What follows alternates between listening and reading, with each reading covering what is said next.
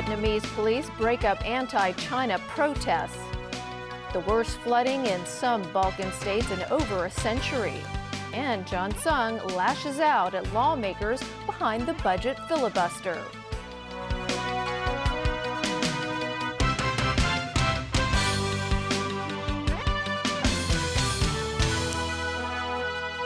Good evening. Vietnam today clamped down on massive anti-China protests across the country.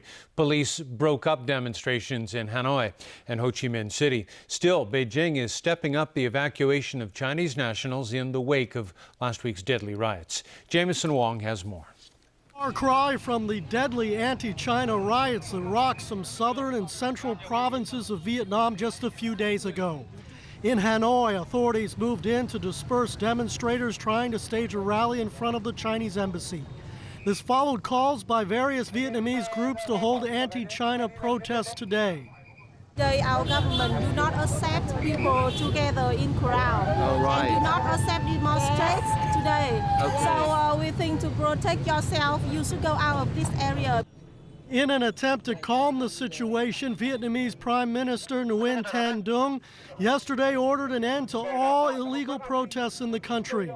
But many of the demonstrators were not deterred. We will tell clearly to our government that we behind the government action to protest China aggressive policy, and the government can rely on us. Không phải ạ, Thủ tướng tôi nói là không được biểu tình. And this protester said, "We are not doing anything illegal, so we are not afraid." A similar story in Ho Chi Minh City today. Police were on hand to break up an anti-China rally. There are reports that officers dragged away a number of demonstrators from a park in the city center. Still, Beijing is not taking any chances following the riots that left 2 Chinese nationals dead and more than 100 injured. The Ministry of Transport is sending 5 ships to Vietnam to speed up the evacuation of Chinese citizens. The first such vessel, Wu Jirshan, left the port of Haikou in Hainan this morning. It's expected to arrive in Vietnam tomorrow. While more than 3,000 Chinese nationals have already been evacuated, several thousands more are still waiting to return home. The Hong Kong government is making similar preparations. Air traffic between Hong Kong and Vietnam cities has been normal, and we have been checking with all the 3 airlines that operate regular flights between Vietnam and Hong Kong. We got the result that there are plenty of seats available. So Hong Kong residents and indeed any other travelers who wished to take a flight from Vietnam back to Hong Kong will not be a problem. Lai said most of the requests for help received by the government were from Hong Kong residents trying to return home early. Meanwhile, on the diplomatic front, the fallout continues. The Foreign Ministry in Beijing announced China will suspend some of its bilateral exchange plans with Vietnam from today. It warned of taking further measures if necessary. The Foreign Ministry has also called on Chinese nationals not to travel to Vietnam for the time being. The row stemmed from a territorial dispute between Beijing and Hanoi in the South China Sea. Vietnam is unhappy with a recent move by the mainland to deploy an oil rig in disputed waters there. And despite the riots last week, Beijing made clear the oil drilling will continue. Jameson Wong, TVB News.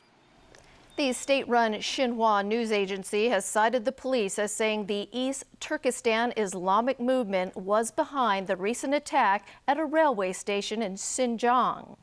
It is the first time Chinese authorities have directly linked the Uyghur separatist group to the incident, which left 3 people dead and 79 others injured. The brief report carried by Xinhua today did not give more details about the attack at the Urumqi South Railway Station on April 30th. State media had previously said knife-wielding mobs slashed people at an exit of the station and set off explosives. Police said 2 of the dead were religious extremists who detonated the blast. Authorities have arrested 7 other suspects in connection with this attack. In Thailand, anti-government protest leader Suthep Thaugsuban said today that if their final push to appoint a neutral prime minister fails this week, he will surrender to authorities on May 27th. But his supporters have vowed to continue fighting. They're planning to stage mass rallies starting tomorrow that will last throughout the week. They insist that with or without Suthep, they will push ahead with plans to ensure that ousted caretaker Prime Minister Yingluck Shinawatra and her brother Thaksin are forever removed from Thai politics. Due to the non-stop political unrest, Thailand's election commission warns it is unlikely that elections will be held in July as planned. To Europe now, where catastrophic flooding has left a trail of destruction in parts of the Balkan states. At least 25 people have been killed in Serbia and Bosnia, where residents are suffering the worst flooding in over a century. Thousands of people were forced to flee their homes in Bosnia yesterday to escape what authorities have rendered the worst flooding in a century. Areas in the northeast resembled a huge muddy lake with houses, roads, and rail lines submerged. Countless people had to be evacuated in boats and helicopters, carrying nothing but a handful of belongings. Tens of thousands of flood-stricken residents will have to seek shelter elsewhere because homes have no electricity or drinking water. 3 months worth of rain has fallen on the region in the past 3 days, triggering the worst floods since records began 120 years ago. Bosnian authorities estimate that 1 million people are affected. Row upon row of houses and cars are underwater. To make matters worse, flood-triggered landslides have raised the risks of more injuries and deaths from landmines left over from Bosnia's 1992-95 war.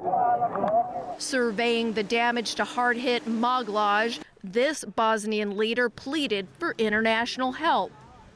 Bosnia is, again, 20 years later, facing the horrible catastrophe.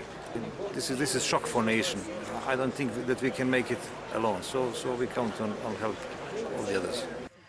Rescue efforts are taking place around the clock in Serbia, where 25,000 residents had to be evacuated. Thousands of volunteers scrambled to lay hundreds of sandbags to protect the town of Sabak. In the east of neighboring Croatia, 2 people are missing and hundreds have fled their homes as the Sava River breached flood barriers.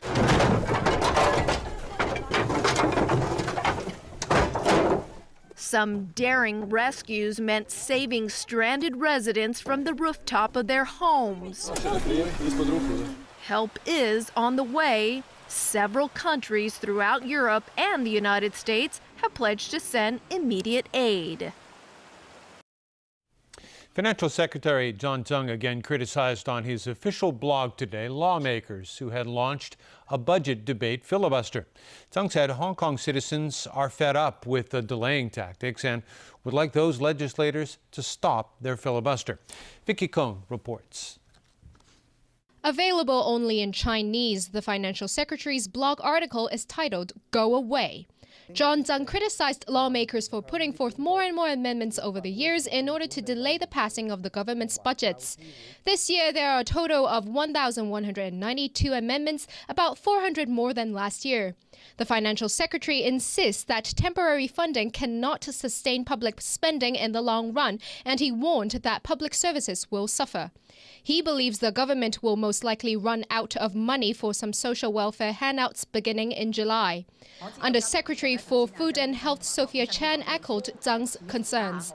She thinks the filibuster may mess up the schedule for the Queen Mary Hospital redevelopment project, a plan still pending discussion at LegCo's Public Works Subcommittee. We have been there for 3 times and we weren't able to squeeze into the meeting. So we'll go again in the coming Wednesday and hopefully we'll be able to discuss this agenda item, because if we can't, we have to re-tender, and this will affect not only the timeline of the project as well as the price of the project may increase. The financial secretary also thinks members of the public despise the filibuster and want legislators who initiated it to go away. But those who organized the filibuster hit back. I mean, if he believes that people powers work at the LegCo continue to criticize the administration, it's not a responsible manner and it's not supported by the Hong Kong people. I challenge him to have a public debate. Chan also dismissed opinions that accused the filibuster of forcing LegCo to waste time and to go around in circles. He thinks that's the most effective way to make clear that there are members of the public who are not happy with the budget and would like unreasonable expenditure go away. Vicky Kong, TVB News. And still ahead in our newscast, doubts on government efforts to turn all 18 districts into tourism hotspots. One of the largest dinosaur remains discovered in Argentina. And Arsenal beat Hull City to win the FA Cup final.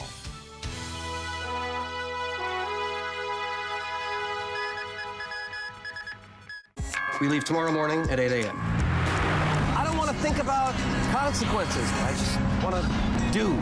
You see those people out there cheering for me? I was a hero. God, it felt good. I want a threesome. Should we try a twosome first? Monday, House at 10:50 on Pearl. The selection of the chief executive by universal suffrage in 2017 will be a milestone in Hong Kong's constitutional development. The Basic Law sets out the aim of achieving universal suffrage and the relevant principles. On this basis, we can elect our chief executive by one person, one vote. So what does the Basic Law say? Let's take a look. According to Article 45 of the Basic Law, the selection of the chief executive consists of 3 steps. First, nomination. A broadly representative nominating committee will be formed to nominate candidates in accordance with democratic procedures. Second, one person, one vote election. All eligible Hong Kong voters will elect the chief executive through one person, one vote. Third, appointment. Appointment by the Central People's Government as the chief executive. Following these steps, we can all elect our chief executive in 2017. With the discovery of oil, money has flowed into the Arabian region, bringing changes in human behavior with knock-on effects for animals. But what happens when the area runs out of oil and water? Tuesday, Wild Arabia, the last episode, at 9:30 on Pearl Spectacular.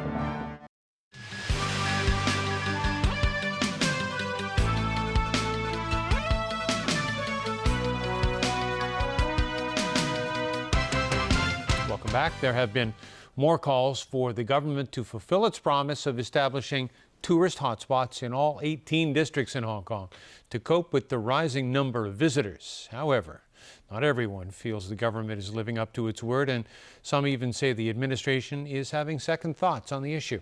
Evelina Leung reports. A familiar sight at the popular tourist hotspots in Hong Kong.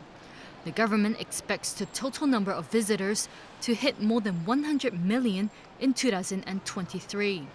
This prompted the government to think of ways to deal with the rising number of tourists.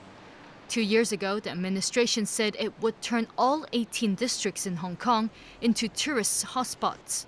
However, there's been no mention of the idea recently.